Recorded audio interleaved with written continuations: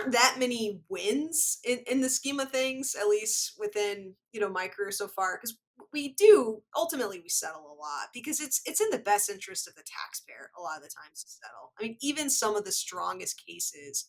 I remember I had one with Illinois. It was a business non-business income issue, and what was the factor? Is it the factor of the subsidiary or the parent? And we settled this for like I think it was 80 or 90 cents on the dollar, meaning we paid like 10%. It's hard to justify litigating a decision to the end when you're getting such a good settlement.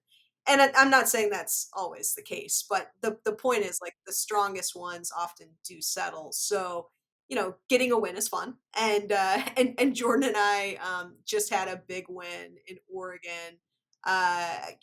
It's still sort of ongoing. So, we won on a motion for summary judgment on the main legal issue. So I won't talk about maybe the merits of that case, but I'll talk about I think why that case was fun. And it was fun because we got involved like halfway through the process. There are a couple lower courts in Oregon, and both part of the tax court. And one of another firm had handled that first case, that first step in the litigation process and lost. And so they came to us and said, look, we lost. We want to see if you can come up with another angle. Is there another theory here that we could pursue?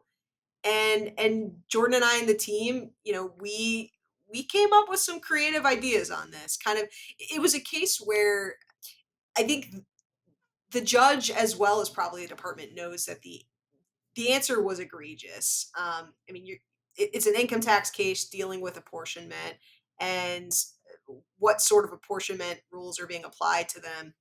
And it was just egregious what was ultimately being done. But you still have the statute has to support you. The statute has to say what you need it to say. And I think we were able to raise some really creative arguments that got us over the finish line. And it's always fun to win. And now at this point, we're just trying to figure out how much this is worth. Trying to figure out what does this decision mean as far as dollars and cents goes, and that's the stage we're at now, which is it's more fun to have those conversations when you won versus when you lost.